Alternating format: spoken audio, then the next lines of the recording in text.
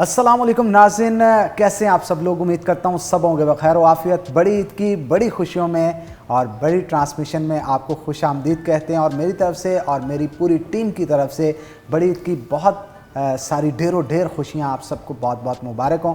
जैसा कि आपको पता है कि ईद की स्पेशल ट्रांसमिशन चल रही है और हमारी कोशिश होती है कि इस ट्रांसमिशन में जितने भी लोग घरों में बैठे अपनी ईद का एहतमाम कर रहे हैं उनकी ईद को चार चांद लगाने के लिए हमने स्पेशल ट्रांसमिशन का एहतमाम किया है। और इस स्पेशल ट्रांसमिशन के अंदर गेस्ट भी बहुत स्पेशल हमारे साथ मौजूद होते हैं। तो आज जो गेस्ट हमारे साथ मौजूद हैं उनका तारुफ करवा देता हूँ आपके साथ। बहुत ही कीमती वक्त होता है उनका और ईद के रोज़ तो स्पेशल ड्यूटीज़ जहाँ पे लोग घरों में बैठे होते हैं ना, अपनी ईद को सेलिब्रेट कर रहे होते हैं और ख़ुशी से मज़े उड़ा रहे होते हैं अपने फ्रेंड्स के साथ, फैमिली मेम्बर्स के साथ। ये लोग हमारी हिफाजत पे मामूर होते हैं। तो आज हमने स्पेशली उनसे टाइम लिया और हमने कहा हम अपनी ईद की स्पेशल ट्रांसमिशन में उनको अपना हिस्सा बनवाएं।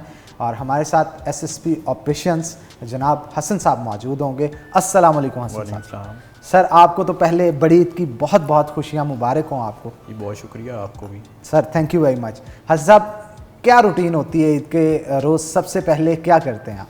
जी आपको पता है सबसे इम्पोर्टेंट तो इसमें ईद की नमाज होती है और उसमें सिक्योरिटी ड्यूटीज़ लगती हैं। उसको इंश्योर करना होता है। तकरीबन ज़िले की तमाम फोर्स जो है उसी पे मामूर होती है। उसमें स्टैटिक ड्यूटीज़, हमारी पेट्रोलिंग ड्यूटीज़ आ जाती हैं। और लेटर जैसे दिन गुजरता है, ईद की नमाज हो जाती है तो उसके बाद फिर आपको पता है लोग निकलते हैं तो मार्केट्स में ड्यूटीज़ लगती हैं। और इसी तरह सैर व तफरी के लिए पार्क्स में लोग जाते हैं तो पार्क्स में भी स्पेशल ड्यूटी लगाई जाती है। इवन लेडीज़ की ड्यूटी वहाँ पे लगाई जाती है क्योंकि फैमिलीज़ आपको पता है जाते हैं तो उनको सिक्योर करने के लिए हम लेडीज़ की भी डिप्लॉयमेंट वहाँ पे करते हैं।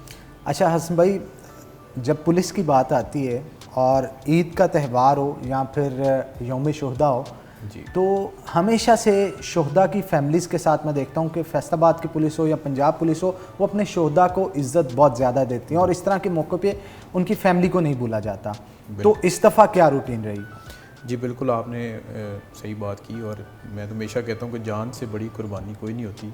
और अब तो महकमा बहुत ज़्यादा ख्याल रखता है अपने शोधा का, लेकिन मैं समझता हूँ जितना भी ख्याल किया जाए वो भी कम है। तो हमेशा की तरह इस दफ़ा भी ईद से पहले तमाम हमारे शोधा की फैमिलीज़ को ईद के गिफ्ट्स दिए गए हैं। और वो इस चीज़ का एहसास दिलाया जाता है कि हम किसी भी मौके पर उनको भूलें नहीं और उनको हम अपनी खुशियों में भी साथ रखते हैं।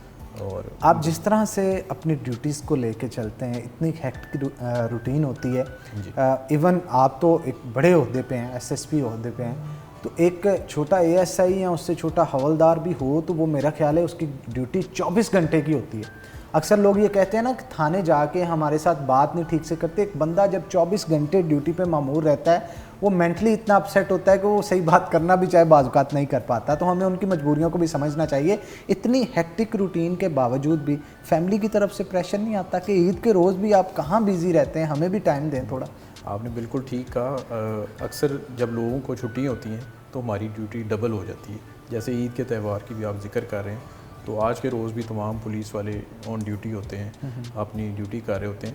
लेकिन इसके साथ साथ ये भी है कि पुलिस मैन की जो ड्यूटी है ये सिर्फ ड्यूटी नहीं, एक लाइफस्टाइल है। हम उसमें अडेप्ट कर जाते हैं। फिर we are trained for this as well कि हम इस तरह का काम करने के लिए प्रोफेशनली ट्रेंड हैं। और बस ये कि बंदा आदी हो जाता है, वो आपका लाइफस्टाइल बन जाता है। फैमिली भी समझ जाती है with the passage of time कि भाई इसने नहीं बाज आना, खुद ही समझ जाए। बेहतर है। और फिर ये कि हम कोशिश करते हैं कि अपने से जो नीचे भी सारी फोर्स के लोग हैं उनको भी हम शिफ्ट वाइज उनको भी छुट्टी देते हैं। ठीक है। अच्छा हसन भाई, मुझे ये बताइए कि आप तो अब ड्यूटी में हैं, जब ड्यूटी से पहले थे, पेपर्स पास करने से पहले, सर्विस में आने से पहले, आपकी जो ईद होती थी, ईद पढ़ने के बाद कुर्बानी फिर आपको पता है वो की जाती है, तो बकरे वगैरह उससे पहले लेने आप खुद जाते थे मंडी में? बाओ जो करते हैं बकरों के हवाले से वो आप खुद करते थे या किसी और की ड्यूटी होती थी? जी बिल्कुल, मैं क्योंकि गांव का रहने वाला हूं तो आप कहाँ से बिलोंग करते हैं आप? मैं शेखुपुरा गांव से ताल्लुक़ रखता हूं। तो ये सारे काम हमने बचपन में किए हुए हैं। बकरे खुद पसंद करके ख़रीदना और कुछ अर्सा पहले ख़रीद लेना, फिर उनका ख्याल रखना और फिर इस तरह कुर्बानी। तो ईद पे हम सब जो फैमिली हैं, इवन कज़न्स वगैरह, वो गांव में इकट्ठे होते थे। तो गांव में अक्सर कल्चर होता है ना, कसाई को नहीं बुलाया जाता, खुद ही किया जाता है। तो आप पार्टिसिपेट करते थे उसमें? नहीं, इतना तो नहीं कभी किया। हाँ। तो लेकिन ये कि उसको खुद जाकर और करवाना, वहाँ पे प्रेजेंट हो गए, फिर सारे रिलेटिव्स वहाँ पे मौजूद होते हैं, उनके साथ गपशप, और वो आपको पता है ईद का त्यौहार खुशियों का त्यौहार होता है। तो क्योंकि शहरों से मोस्टली वापस गाँव जाते थे इकट्ठे होके, तो वो बड़ा अच्छा लगता था और गपशप। और अच्छा हसन साहब, घर में सबसे पहले डिश क्या बनती थी ईद के रोज़? सुबह के टाइम तो कोई स्वीट ही बनती थी, और सोइयाँ बन जाती थी, बकरा जब हलवा। ज़िबा हो जाता था उसके बाद उसके बाद बस फिर आपको पता है गोश्त की डिशेस स्टार्ट हो जाती हैं। तो कुकिंग का शौक है आप? नहीं, कोई ख़ास नहीं। कभी, यानी है सही लेकिन कुछ खास नहीं, तो कभी कुछ ऐसा जो आपने अपने हाथों से बनाया? मैं 4 साल यूके में पढ़ता रहा हूँ, तो वहाँ पे वक्तन फ़वक्तन कुकिंग करता रहा। वहाँ पे रेगुलर करते होंगे वक्तन फक्तन नहीं, वहाँ पे तो कुछ हालात ही ऐसे होते हैं कि इंसान मोस्टली आपको पता है स्टूडेंट जो हैं वो बर्गर्स और बाहर से टेक अवे वगैरह भी करते हैं, लेकिन ये कि वक्तन फ़वक्तन कुकिंग वगैरह करते रहे वहाँ पे। अच्छा हसन भाई, सबसे ज़्यादा ईदी किससे मिलती थी? सबसे ज़्यादा ईदी उसी से मिलती है जिसके पास सबसे ज़्यादा पैसे होते हैं। हाँ। तो वो होता है ना फैमिली मेंबर्स हाँ में। जी, या मेरे मामू मामू थे, उनसे सबसे ज़्यादा। ठीक है। और अब आप सबसे ज़्यादा ईदी किन को देते हैं? मैं अपने बहन भाइयों को। कोई एक होता है ना जो थोड़ा लाडला होता है, उसे चुप करके भी बंदा कड़ा नहीं, सबको बराबर ही देते हैं। बराबर ही हाँ, देते हैं। बराबर। अच्छा मुझे ये बताएं, इंटेंशनली सोचा था बचपन से ही कि मैं पुलिस ऑफिसर बनूंगा, या फिर समटाइम होता है ना कैरियर काउंसलिंग नहीं की जाती और कुछ लोग बच्चे पास तो हो जाते हैं, लाइक होते हैं, हादसाती तौर पे किसी सर्विस में आ जाते हैं? बस इसमें ये है कि मेरे मामू भी पहले सिविल सर्विस में थे। हाँ। तो उनकी भी ख्वाहिश थी, और फिर अब मैंने जैसे आपको बताया कि रूरल बैकग्राउंड से होने के नाते एक पुलिस के लिए ऑब्वियसली उसमें चार्म ज़रूर मौजूद था। लेकिन ये कि पहले जो स्टडीज़ की वो एज अ लॉयर की। अच्छा। तो फिर ये भी दोनों ऑप्शंस ही थी। सीएसएस में तो गारंटी नहीं होती कि आप क्वालिफाई करें या ना करें, तो पहले लॉयर बने, फिर ये अटैम्प्ट की, तो अल्लाह ने मेहरबानी की, तरह आ गए। क्या बात है जी। अच्छा मुझे बताइएगा, यूके में आपने बताया कि आपने स्टूडेंट लाइफ 4 साल गुजारी, यूके की ईद में और यहाँ की ईद में क्या फ़र्क नज़र आता है? यूके की ईद में तो बस यही है कि आप और आपके जो क्लास फेलोज़ वहाँ पे रुके होते हैं उन्हीं के साथ आप स्पेंड करते हैं। यहाँ पे ज़्यादा आप ऑब्वियसली फैमिली ओरिएंटेड ईद होती है कि आपका ज़्यादा टाइम आपकी फैमिली और जो क्लोज रिलेटिव्स हैं उनके साथ गुजरता है। यूके की ईद तो बस आप समझते हैं कि वो वाली बात तो नहीं होती। बिल्कुल, हम इस पर मज़ीद भी गुफ्तगू करेंगे, लेकिन एक छोटी सी ब्रेक के बाद दोबारा हाजिर होंगे। आपने कहीं नहीं जाना, हमारे साथ रहना। वेलकम बैक नाज़रीन, एक बार फिर से आपको ईद की स्पेशल ट्रांसमिशन में खुश आमदीद कहते हैं। एसएसपी ऑपरेशंस हसन साहब हमारे साथ मौजूद हैं और आज स्पेशल टाइम उन्होंने हमारी ट्रांसमिशन के लिए निकाला है, तो उनके बड़े शुक्रगुजार हैं। अच्छा सर, मुझे ये बताइएगा कि आपकी हॉबीज़ क्या हैं, क्या करना पसंद करते हैं आप फारग टाइम में? हॉबीज़ में मैं हमेशा से स्पोर्ट्समैन रहा हूँ। जब टाइम मिलता था तो कोई ना कोई स्पोर्ट्स ज़रूर खेलता था, और अब जो है अगर टाइम मिले तो दोस्तों के साथ, अच्छे दोस्तों के साथ टाइम स्पेंड करना अच्छा लगता है, अच्छा म्यूज़िक सुनना। अच्छा, यानी म्यूज़िक के भी रसियाँ हैं आप। कौन सा आपका फेवरेट सिंगर है? फेवरेट सिंगर मैं अगर ये कहूँ कि रिसेंट ईयर्स में तो कोक स्टूडियो, आपको पता है पाकिस्तान का बड़ा ब्रांड रहा है, तो वो उसके कोई एक सॉन्ग जो आप अक्सर सुनते हो मूड को रिफ्रेश करने के लिए? समटाइम हेक्टिक रूटीन से भी उगता जाता है बंदा। बस अभी फ़िलहाल तो याद नहीं है म्यूज़िक के वाले से। अच्छा, समटाइम ये भी होता है ना, ऑफिसर्स ज़रा कैमरे के आगे कतराते हैं क्योंकि एक वर्दी की शान शौकत भी होती है, उसको बरकरार रखने के लिए समटाइम वो जो बताना चाह भी रहे होते हैं वो नहीं बता पाते। अच्छा हसन साहब, आर्ट से मोहब्बत है? जी है।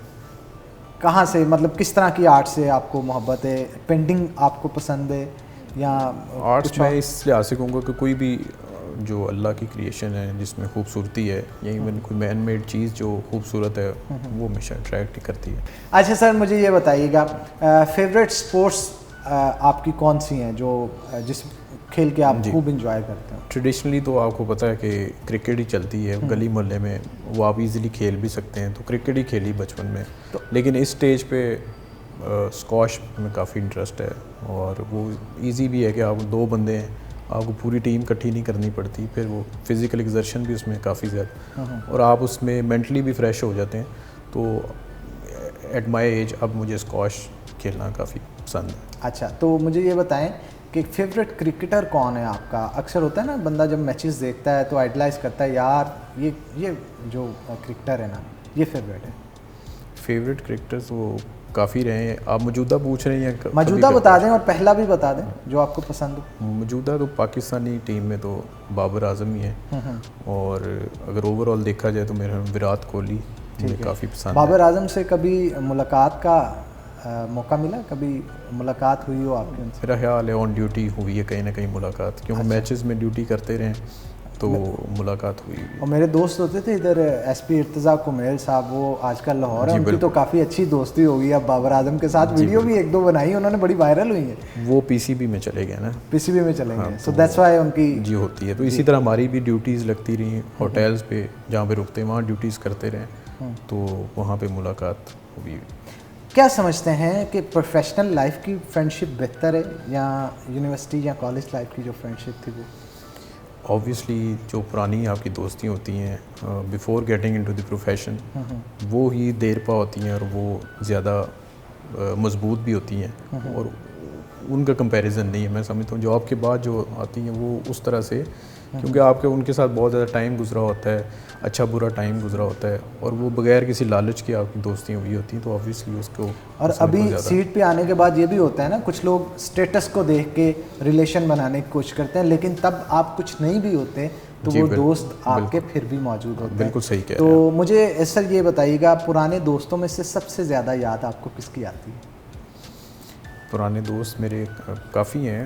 वो होता है ना कि ईद के रोज़ जब ईद पढ़ ली उसके बाद खाना तैयार हो गया, कभी किसी के घर चले गए, कोई आपके घर आ गया, तो वो वाला जो फ्रेंडशिप सर्कल है ना, मैं उसके बारे में पूछ रहा हूँ। वो मैंने क्योंकि आपको बताया कि गांव में जाकर ईद करते हैं, तो फिर यही होता है कि फैमिली के साथ टाइम स्पेंड किया जाए। उस दिन तो कोई दोस्तों की तरफ मेरा जाना नहीं होता। Very next day. हाँ जी, लेकिन ये कि 5-6 बचपन के दोस्त हैं, हम इकट्ठे बहुत सारा टाइम गुजारा हुआ है, तो वो क्लोज़ फ्रेंड्स हैं, उनसे ज़रूर फ़ोन पे भी ग्रीटिंग्स एक्सचेंज हो जाती हैं, और अगर लाहौर चले जाएँ तो उनसे मुलाकात भी हो जाती है। होती है अभी मुलाकात यानी? जी जी होती है। उनमें से कोई एक जो बहुत आपके करीब हो, क्या नाम है? बाकियों को नाराज़ कराना है आपने। चले मैं समझता हूँ कि अब इतनी एज हो गई है कि अब एक वाला सिस्टम नहीं है। हाँ। लेकिन वो ज़रूर है कि क्लोज चले एक 5-6 का सर्कल जो नाम आपके जहन में आए वो आप ले सकते हैं, ताकि उनको भी तो पता हो ना यार। जी।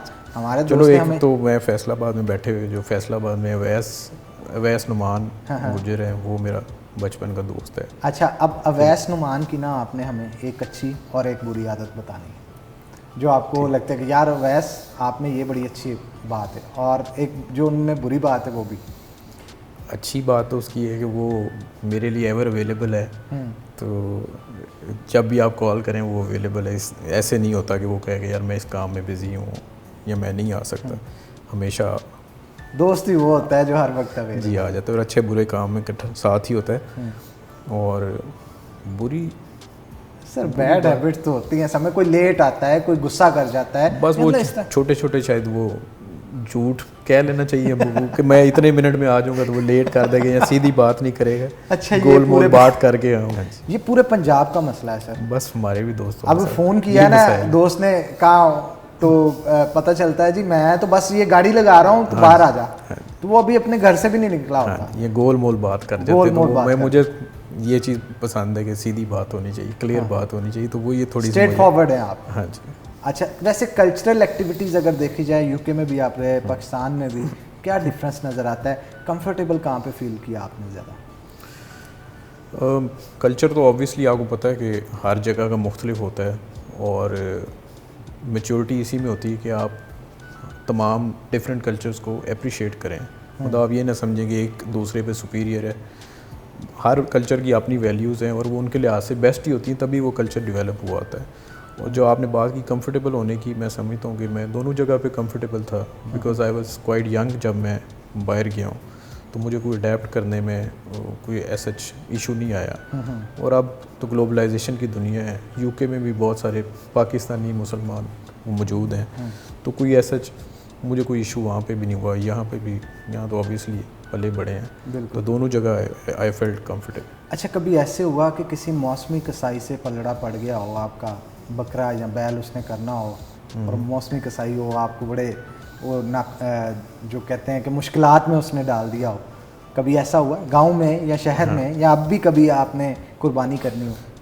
जैसे आपको पता है, हम तो खुद जॉब पे होते हैं, तो हम भी ईद में अपने घर में मेहमान की तरह जाते हैं, तो वो सारी ड्यूटीज़ जो होती हैं वो अब्बू उसको ही टेक्स केयर ऑफ इट, या दूसरे भाई उसका ख्याल कर लेते हैं। तो इस तरह की कभी कोई परेशानी मुझे तो ज़ाती तौर पे नहीं आई। चले हम इस पर मज़ीद गुफ्तगू करेंगे जी, छोटी सी ब्रेक लेंगे, ब्रेक के बाद दोबारा हाजिर होंगे। आपने कि नहीं जाना हमारे साथ।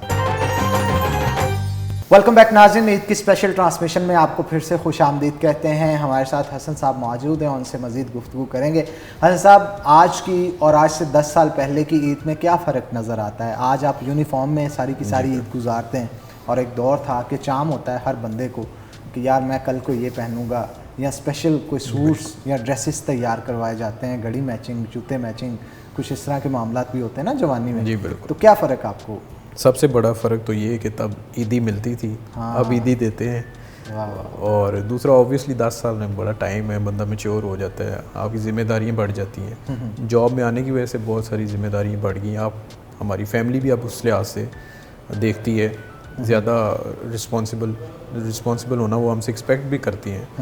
तो तब एक तरह से केयरलेस होते थे, केयर फ्री होते थे, तो फ़र्क तो बिल्कुल आया है, मैं समझता हूँ इस लिहाज से। तो आपको क्या लगता है ये फ़र्क अच्छा है या बुरा है?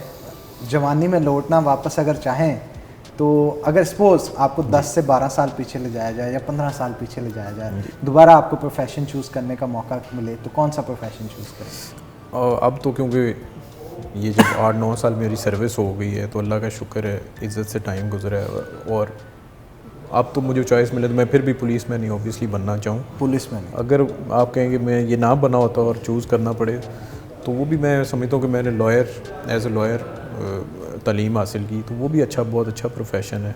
लेकिन इसमें आने के बाद I would always go for police. होता है ना कि किसी ना किसी का कोई ना कोई फेवरेट टीचर होता है जिसे हमेशा आइडलाइज करता है। क्या आपके भी कोई टीचर हैं? जी बिल्कुल, जिनको आज भी आप याद करते हो, जिनसे रब्ता भी हो, ईद पे मुलाकात भी होती हो उनसे? मुलाकात तो अब नहीं हो पाती, लेकिन बिल्कुल हमारी साइंस की टीचर होती थी मैडम फातिमा। अच्छा। तो वो मेरी फेवरेट टीचर होती थी, तो रब्ता उनसे बिल्कुल फ़ोन पे रब्ता हो जाता है। अच्छा, ईद पे सबसे पहले दावत किसकी तरफ से आती है? दोस्तों में से? दोस्तों में से मेरे दोस्त हैं, अब्दुर्रहमान कुरैशी है, वो दावत दे देता है, या दानिश, वो भी दावत दे देता है। मैंने आपको बताया कि हमारा वो क्लोज़ फ्रेंड्स है, 5-6 दोस्तों का। उस सर्कल में से कोई ना कोई दावत इनविटेशन आ ही जाता है। जी बिल्कुल, वो जब मुलाकात हो जाए तो फिर खाना शाना वो सारा इकट्ठा हो। अच्छा, मुझे बताएं कि घर में माँ जी के हाथ का बना हुआ सबसे अच्छा खाना आपको ईद के रोज़ कौन सा लगता है? सवैयों के अलावा वो तो एक ट्रेडिशनल डिश है ना, हर घर में बनती ही है।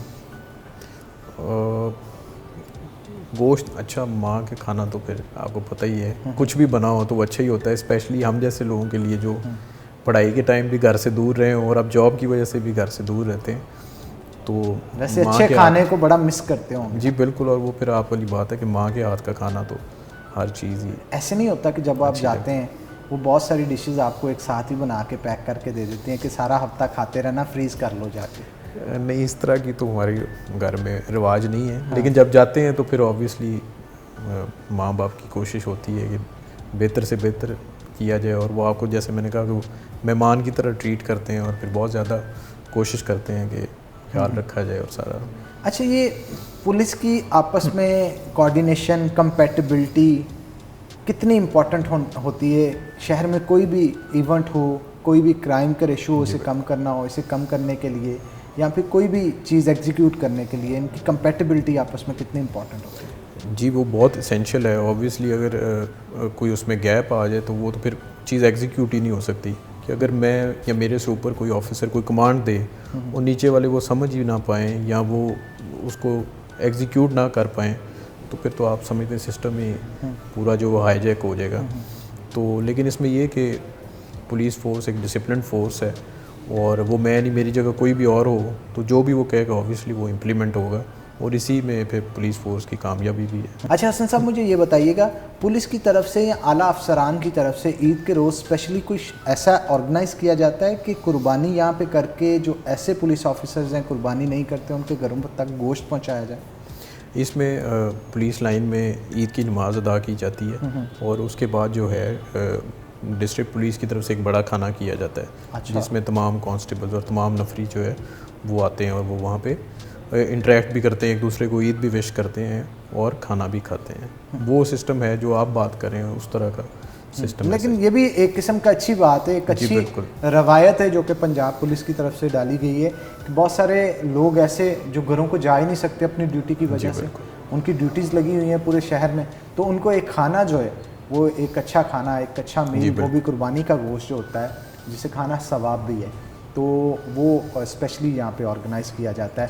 तो मुझे ये बताइएगा कि बतौर पुलिस ऑफिसर जी आपको मुश्किलात तो फील्ड में बहुत सारी आई होंगी, कोई एक आधा वाक़या ऐसा जिसे हमेशा याद करते हैं आप, तो कहते हैं यार ये बड़ा एक ट्रेजेडी हुई थी, या इसमें मैं बाल बाल बचा, या फिर कुछ इस तरह का वाक़या जो आप कभी भूल ना पाए? जी बिल्कुल, लॉ एंड ऑर्डर की सिचुएशंस अक्सर ऐसी हो जाती हैं कि जिसमें बहुत मुश्किल हो जाता है, और इवन आपको पता है उसमें पुलिस वाले शहीद भी हो जाते हैं और ज़ख्मी भी हो जाते हैं।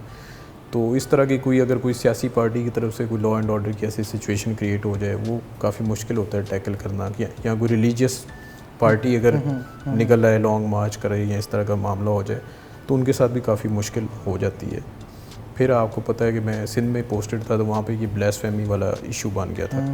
तो उस तरह के लॉ एंड ऑर्डर को डील करना फिर काफ़ी मुश्किल हो जाता है। तो इतनी हेक्टिक रूटीन से जब आप निकलते हैं, रात को अपने रूम में जाना हो या बाहर घूमना हो, न्यूट्रलाइज कैसे करते हैं अपने आप को, अपने सेंसेस को दोबारा वापस उसी वजूद में लाने के लिए? होता है ना बंदा अपने आप को किसी ना किसी एक्टिविटी में लगा के दोबारा वहाँ पे एनर्जी गेन करता है। बिल्कुल। तो किस तरह से गमों को कैसे भुलाते हैं आप? ये आपने, जैसे मैंने आपको कहा कि पुलिस वाला जो है उसकी ट्रेनिंग भी इसी लिहाज से होती है कि वो एक्स्ट्रा प्रेशर्स को डील कर सके, और आम बंदे से ज़्यादा ऑब्वियसली उसकी फिर जो टेम्परामेंट होता है या नर्व्स होती हैं वो स्ट्रॉन्ग होती हैं। तो मैं जब अपने रूम में जाता हूँ तो कोई म्यूज़िक या कोई नेटफ्लिक्स पे कोई मूवी देख के अपने आप को ताज़ा करता हूँ या रिफ़्रेश करता हूँ, और वो थकन जो है वो दूर करने की कोशिश करता हूँ। अच्छा, किस तरह की मूवीज़ आपको पसंद है? जो मेरी अटेंशन कोई जैनर होगा ना कोई एक्शन का, सस्पेंस, थ्रिलर, हॉरर तो नहीं, एक्शन मूवीज़ अच्छी लगती हैं, या कोई विटी मूवीज़ जो हैं वो अच्छी लगती हैं। जैसे सीजन्स हैं, इंग्लिश सीजन्स हैं वो अच्छे हैं। बर्लिन देख लिया आपने? बर्लिन देख लिया, बिल्कुल देख लिया। Money Heist, Berlin, Money Heist वाला। ले जी, ये कुछ शौक हमारे मिल रहे हैं। अच्छा चले, मुझे ये बताइएगा कि हमारे यहाँ ये देखा जाता है कि ख़वातीन जो हैं वो घरों को बड़ा अच्छा संभालती हैं। ईद के रोज़ उन्होंने खाना भी बनाना होता है, जो मेहमान आते हैं उनको भी डील करना होता है, और आप जो अपने घर से इतना दूर बैठे हैं और ड्यूटीज़ परफॉर्म कर रहे हैं, और जैसा कि आपने बताया आपकी सर्विस को भी तकरीबन 8 से 9 साल हो गए हैं हसन साहब की सर्विस को, और इतनी ईदें आपने बाहर बताई, कभी ऐसा हुआ कि सरप्राइज़ देने के लिए बहन भाई, वालदैन ईद के रोज़ आपके पास आ गए? तमाम लोग तो नहीं, लेकिन ये कि एक दो भाई जो है, जब मैं सिंध में था तो अब्बू जो है उनको भेज देते थे कि भाई जो है वो अकेला ना हो, तो वो मेरे साथ फिर ईद का 1 दिन या 2 दिन गुजारते थे, और फिर हम इकट्ठे वापस फैमिली के पास आ जाते थे। तमाम फैमिली, क्योंकि हमारा एक सिस्टम इस तरह का है कि वो गाँव में होना ज़रूरी है, तो वो सारे तो नहीं आते थे, लेकिन 1-2 भाई ज़रूर मेरे पास आ जाते थे। क्या बात है जी। चलें जी, इस पे मज़ीद गुफ्तगू करेंगे, लेकिन एक छोटी सी ब्रेक के बाद दोबारा हाजिर होंगे। आपने कहीं नहीं जाना, हमारे साथ। वेलकम बैक नाज़रीन, ब्रेक के बाद खुश आमदीद। ईद की स्पेशल ट्रांसमिशन जारी हो सारी है, और हमारे साथ हसन साहब SSP ऑपरेशन मौजूद है, उनसे मज़ीद गुफ्तगू करेंगे। सर, हमारी क्योंकि शो के वक्त ख़त्म होने में थोड़ा वक्त रह गया है, तो हम आपसे कुछ ऐसे कहेंगे कि जो भी मैं नाम लूँगा उस नाम को सुनने के बाद आपके जहन में उनके बारे में जो भी परसेप्शन आता है ना, आपने वो हमें बयान करना है। तो पहला नाम है जी RPO डॉक्टर आबिद साहब। बहुत ज़्यादा विटी हैं, उनके साथ जब भी आप जाएं वो आपको बड़ी मज़े की बातें बताते हैं, और बड़ी अच्छी गपशप लगती है। जब वो अच्छे मूड में हो तो ही इज़ वेरी विटी, और जब बुरे मूड में हो तो फिर उनका शदीद गुस्सा है, और हर बंदा डरता है उनके पास जाने से। ठीक हो गया।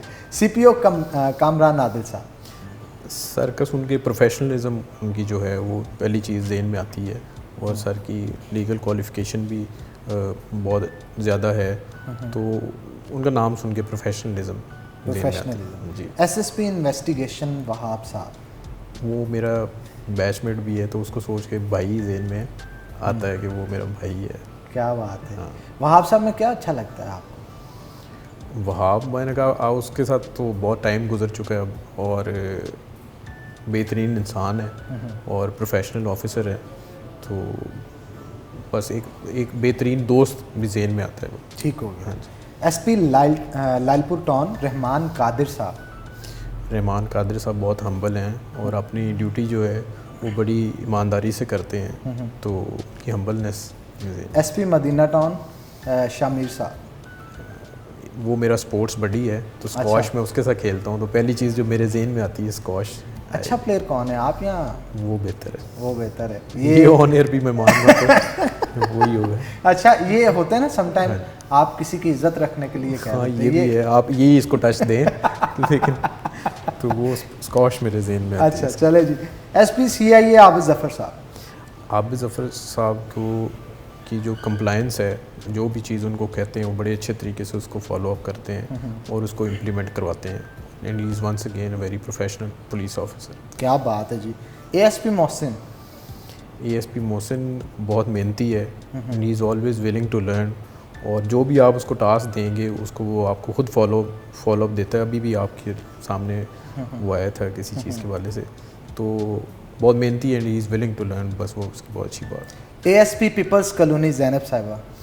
Zainab is once again Mohsin की बैचमेट ही है, और मैं समझता हूँ बहुत एनर्जेटिक है, बहुत इनिशिएटिव लेती है, और हमारा जेंडर बेस्ड यूनिट को वो हेड कर रही है, तो शी इज़ वेरी एनर्जेटिक और professional police officer. Commissioner Faisalabad की कमिश्नर साहिबा सिल्वर साहिबा, उनसे भी काम करने का आपको मौका मिला होगा। जी बिल्कुल। उनके बारे क्या है? मैडम बहुत ही प्रोफेशनल और मैच्योर ऑफिसर हैं, और जब भी उनके पास जाते हैं शी इज़ ऑलवेज स्माइलिंग, और बड़े अच्छे तरीके से नसीहत भी करती हैं और बात भी बड़े अच्छे तरीके से सुनती हैं, हालांकि she is quite senior to me, तो बड़े अच्छे तरीके से और हमेशा इनकरेज किया उन्होंने। डिप्टी कमिश्नर अब्दुल्ला शेख साहब। सर भी बहुत अच्छे हैं, जब भी उनके पास जाते हैं वो टाइम देते हैं, बात सुनते हैं, और जब भी उनसे इवन मैसेज पे भी कोई रिक्वेस्ट करें तो ऑलवेज ही गेट्स बैक, और वो भी बड़े हम्बल और बड़े प्रोफेशनल ऑफिसर हैं।